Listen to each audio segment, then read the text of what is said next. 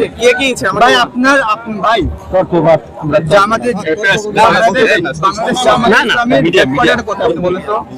বাংলাদেশ জামাত ইসলামের হেডকোয়ার্টারের কথা বলুন। আমি জামাত ইসলামের সাথে কানেক্টেড আমি বলবো লেট মি সে শেষে বলেন জামাত ইসলামের হেডকোয়ার্টারটা কোথায় এবং এটা হেডকোয়ার্টার মানে কি ভাই এটা প্রধান কার্যালয় বলতে যাচ্ছে অবশ্যই আমার শিবিরের যে কার্যালয় সেটা হচ্ছে মূল দলটা কোন দেশের আপনি একটু বলুন তো ভাই বাংলাদেশের না জামাত ইসলামীর অবশ্যই ইসলামী দল এটা একটি ইসলামী দল এর বিভিন্ন এটা একটি ইসলামিক দল এটা বিভিন্ন দেশে বিভিন্ন ইসলামিক দেশে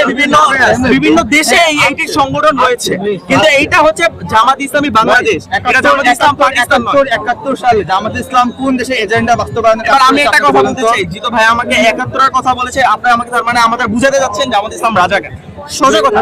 আমি একটা কথা বলতে চাই 2020 সালে স্বাধীনতার 49 বছর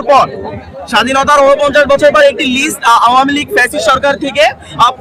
প্রণয়ন করা হয়েছিল যেখানে আমরা জানি 8024 জন ছিল হচ্ছে আওয়ামী লীগের দোষর ছিল রাজাকার এবং বিএনপি ছিল 1060 জনের মতো যারা হচ্ছে আপনার এর সাথে কানেক্টেড যে রাজাকারের সাথে কানেক্টেড ছিল আর জামাতের ছিল শুধু 37 জন এই 37 জন আপনি যদি পুরো দলটাকে আপনি গণনা করেন তাহলে আপনার মতো চেতনা ব্যবসায়ী মূর্খ লোক আর পৃথিবীতে একটা আর কিছু কথা আমি বলে দিই আপনি যে রাজাকারের কথা বলছেন রাজাকার তারা কি বলেছিল 71 তাদের কথাটা ছিল আমরা শিয়ালের মুখ থেকে দেশটাকে নিয়ে বাঘের মুখে ছুটতেছি তারা এটা কি বোঝাতে যাচ্ছিল আমরা পাকিস্তানের মুখ থেকে নিয়ে আমরা ইন্ডিয়ার মুখে নিচ্ছি যে ইন্ডিয়ার মুখে যে নিচ্ছি ইন্দিরা গান্ধী কি বলেছে যে তা আমরা ওদের সাহায্য করছি কেন করতেছি এক পাশে মাথার ফোড়া থাকলে আপনি অন্য পাশে ঘুরে ঘুমাতে পারবেন 2 মাসে ফোড়া থাকলে আপনি ঘুমাইতে পারবেন না মানে কি আপনি হিন্দুত্ববাদ পুরো বিশ্ব মঞ্চে প্রচার করতে পারবেন না যার কারণে